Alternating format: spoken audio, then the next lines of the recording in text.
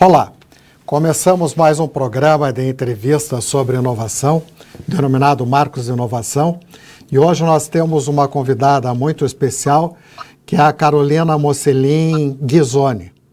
Ela é psicóloga e vocês vão entender logo mais o que ela faz. Eu tenho diversos amigos que fizeram a cirurgia de redução de estômago e depois foram voltando ao estado anterior. E eu tenho um amigo que furava a lata, depois da cirurgia, ele furava a lata de leite condensado e bebia a lata de leite condensado. Carolina, o que é cirurgia bariátrica? Oi, Marcos. Primeiramente, muito obrigada pelo convite. Muita honra estar aqui hoje no Marcos Inovação. E eu vou contar um pouquinho mais da cirurgia bariátrica, do papel do psicólogo, né? Então, muito importante o papel do psicólogo nesse processo. Acredito que o teu amigo que tomava leite condensado não fez um acompanhamento adequado, né? A cirurgia bariátrica, ela é o tratamento mais eficaz para a obesidade. Então, após os tratamentos convencionais não darem resultados, então, a dieta, a atividade física, tratamento medicamentoso, às vezes o balão intragástrico também entra como uma opção antes da cirurgia bariátrica. Então, após esses tratamentos não terem resultados, sugerem a cirurgia bariátrica. Mas a cirurgia bariátrica ela é indicada para pacientes com IMC acima de 35, que o cálculo do IMC é o peso dividido pela altura ao quadrado. Então, IMC acima de 35, com comorbidades, que são doenças associadas, pressão alta, diabetes, colesterol alto, né? Tem uma série de doenças associadas. Ou o paciente que tem IMC acima de 40, que é o obeso mórbido, né? Ele não precisa necessariamente ter alguma doença associada. Então, para esse paciente é indicada a cirurgia bariátrica. A cirurgia bariátrica, ela pode ser restritiva, que diminui o reservatório gástrico, então o estômago do paciente fica muito menor, ou ela pode ser mista, né? Então faz uma cirurgia no estômago e no intestino, mudando a absorção do intestino, e pode ser uma cirurgia desabsortiva também, que ela faz um desvio intestinal maior do que na técnica mista. As mais comuns são a sleeve, que é uma técnica restritiva, e a bypass, que é uma técnica mista. Então, geralmente, os pacientes, né, principalmente aqui no Brasil, a maioria acaba indo para o bypass. A cirurgia é muito boa, né, é um tratamento muito eficaz, mas não é milagroso. Então, se o paciente depois toma a lata de leite condensado, a chance de voltar a engordar é muito grande, porque ele não mudou a relação que ele tem com o alimento. Carolina, qual é o papel do psicólogo na cirurgia bariátrica? Então, a obesidade é uma doença crônica, de causa multifatorial. Então, tem vários fatores determinantes para a obesidade. É muito comum o obeso escutar que ele é obeso porque ele é preguiçoso, porque ele não faz atividade física, porque ele não se esforça, e não é verdade. Ele é obeso porque ele tem uma doença crônica chamada obesidade. Então é importante que a gente trate a obesidade como ela merece ser tratada, que é uma doença.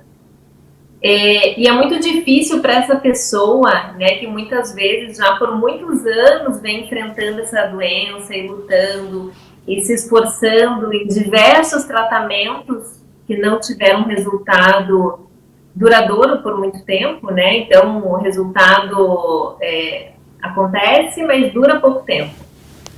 Então, esse paciente chega para a cirurgia bariátrica e ele já tem uma relação com a comida muito distorcida, muitas crenças que envolve, muitos pensamentos sabotadores, né? Aquele paciente que muitas vezes escapa da dieta um dia e tem dificuldade para voltar para o rumo, para entender exatamente o que ele precisa fazer, quais são as mudanças. Então, o obeso, ele tem uma relação muito complicada com a alimentação, né? E o psicólogo, ele entra nessa equipe para auxiliar o paciente que vai passar por um procedimento cirúrgico. Então, vamos lá, vamos pensar que o psicólogo, ele tem que avaliar o paciente, então ver se ele tem a capacidade cognitiva, emocional, psíquica, para passar por esse procedimento. E, além disso, ele tem que psicoeducar o paciente. Então, ensinar técnicas para melhorar o resultado da cirurgia bariátrica. Mas isso antes da cirurgia? Antes da cirurgia. Então, o psicólogo, na verdade, ele tem um papel antes, durante e após. Então, a Sociedade Brasileira de Cirurgia Bariátrica orienta que o psicólogo obrigatoriamente faça o pré e o pós-operatório. O transoperatório, o dia lá do internamento, esse é facultativo.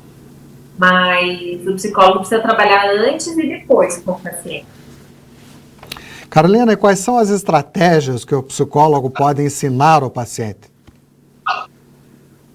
Bom, tem diversas, né? A psicologia tem várias linhas, então cada abordagem da psicologia, como a psicanálise, a terapia cognitivo-comportamental, a junguiana, tem várias linhas e cada uma trabalha de uma maneira. Mas, hoje em dia a gente vê muito a psicologia baseada em evidências. Então, a terapia que tem mais evidência científica é a terapia cognitivo-comportamental, para tratar dos obesos. E esses pacientes, então, passam por uma avaliação e um tratamento, né? Então, no tratamento, o psicólogo vai ensinar as estratégias de mudanças comportamentais. Então, vai ensinar o paciente a perceber, né, quais são os gatilhos. Então, quais são as situações que desencadeiam aquele comportamento, né, que faz ele recorrer à comida ou comer mais? Quais são os pensamentos que vêm dessa situação? Então, por exemplo, aparece um bolo de chocolate, né? Quais são os pensamentos que esse paciente vai ter? Se o paciente tem um pensamento, por exemplo, que vontade de comer esse bolo, ele vai ter uma sensação de vontade de comer o bolo, água na boca, né? E provavelmente ele coma o bolo. Depois do ato de comer, ele vai ter alguns pensamentos relacionados a isso, como alguns pacientes, quando tem compulsão alimentar, têm um pensamento de culpa, tá? Então, é bem importante que o psicólogo ensine isso para o paciente e ele aprenda a fazer. Então, a identificar qual é a situação, qual foi o pensamento que ele teve em relação a isso, qual foi o sentimento, o comportamento, os pensamentos que ele teve após essa ingestão. Então, é muito importante que o paciente ele comece a identificar, né, o que leva ele a comer, quais são os pensamentos e as crenças que ele já tem que proporcionam que ele coma ou que estimulem que ele vá atrás do alimento. Muitos pacientes acabam fazendo apenas 2 refeições ao dia. Então, ficam muito tempo sem comer. Aí, quando vão comer, acabam ingerindo uma grande quantidade. E como que come, né? Quando você está com muita fome? Geralmente come rápido, come alimentos calóricos, come em excesso. Então, é muito importante que o paciente se perceba para modificar a maneira que ele come também. E faz parte do papel do psicólogo, no pré-operatório, ensinar estratégias para auxiliar o paciente a frear, a diminuir a ansiedade. Então, evitar o comer emocional, né, do paciente, descontar as emoções da comida, ensinar o paciente a comer mais devagar. Então, como que ele pode fazer para comer devagar e não ter um entalo com a comida depois da cirurgia, por exemplo? Então, são técnicas e mudanças de comportamento. Agora, tem uma pesquisa bem interessante. Cada tipo de tratamento é dependente de cada paciente, é isso? Isso. Então, assim, tem um protocolo a ser seguido, mas não tem critérios muito definidos, tá? Até na literatura mundial, não tem critérios definidos para indicar ou contraindicar o paciente. Tem alguns critérios de contraindicação, né? Que a gente não pode liberar o paciente, por exemplo, se tem um transtorno psiquiátrico, não sem tratamento, né? Que não esteja estável. Então, não é indicado que o paciente vá para a cirurgia. Se o paciente tem alguma dependência química, no momento, também não é indicado. Então, tem algumas situações que nós precisamos, eu falo assim, não é contraindicar a cirurgia, é trabalhar com o paciente, preparar ele melhor, para que ele consiga, no futuro, fazer a cirurgia. Né? Então, tem algumas situações que a gente tem que estar atento. Então, cada caso é um caso. Né? Na psicologia, a gente nunca fala o tudo, o nada, o nunca, são palavras que não são usadas, porque o ser humano ele é único, individual. Então, é bem importante ter um protocolo, seguir algumas regulamentações, mas avaliar cada caso individualmente. Você disse que é importante continuar o acompanhamento psicológico após a cirurgia bariátrica. Como é que é isso? Então, eu faço assim com os pacientes, né? No pré-operatório, eu preparo eles para a cirurgia. Então, eu faço toda a modificação necessária, pensando em pós-operatório imediato e a médio prazo. Agora, no pós-operatório, eu já peço para o paciente começar a vir antes do primeiro mês de cirurgia, né? Então, entre os primeiros 30 dias. E aí eu começo a trabalhar com ele as mudanças necessárias no estilo de vida. Então, quais são as mudanças que ele vai precisar fazer? Por exemplo, em casa, né? Às vezes a família tem muitos alimentos calóricos pela casa. Então, chocolate, acesso fácil a bolacha, bolo em cima da mesa. Então, é muito difícil para esse paciente seguir a dieta e modificar o hábito, né? Acaba, às vezes, comendo no piloto automático. Vê o bolo ali e pega um pedaço sem perceber. Então, são muitas mudanças que o paciente e os familiares precisam fazer. E no pós-operatório, é bem importante também a gente trabalhar a questão de evitar essa recidiva de peso. Né? Além de ele entender a relação dele com a comida, mudar os hábitos, ele vai precisar manter os hábitos adquiridos. A recidiva de peso geralmente acontece com os pacientes que consomem bebida alcoólica, e bebida alcoólica é um problema por 2 motivos. Pela recidiva de peso e pelo alcoolismo. Tá? Então, o alcoolismo, depois de 2 anos de cirurgia bariátrica, a gente começa a ver. Então, é mais um motivo que é importante o paciente continuar o acompanhamento com o psicólogo. Carolina, para terminar, quais são os principais riscos da cirurgia bariátrica? Bom, a cirurgia bariátrica, ela é uma cirurgia muito segura, né? Então, as pessoas têm uma ideia de que é perigoso fazer cirurgia bariátrica. Na verdade, não. Perigoso é estar obeso.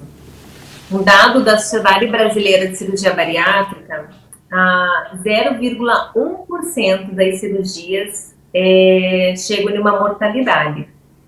Então, é muito seguro que o paciente passe pelo procedimento, né? Mas é importante ressaltar que ele precisa seguir as recomendações pós-operatórias, de seguir a dieta, não fazer esforço físico. Então, ele tem um papel muito importante nesse processo. Eu agradeço a Carolina Mocelin Ghisoni pela excelente entrevista e eu deixo agora a palavra para as suas considerações finais. Então, muito obrigada, Marcos. É um assunto bem importante de ser abordado, que as pessoas entendam, né, que o psicólogo não está nesse processo para julgar o paciente ou simplesmente para o paciente conseguir o laudo psicológico para conseguir a liberação da cirurgia bariátrica. Então, o paciente ele deve usar esse recurso que ele tem e aproveitar a oportunidade para se conhecer melhor, para entender como que é a relação dele com o alimento e para conseguir modificar esse comportamento, que só a partir do momento que ele entende e modifica que ele vai conseguir manter isso a longo prazo. Tá bom, muito obrigado. Obrigada, Marcos.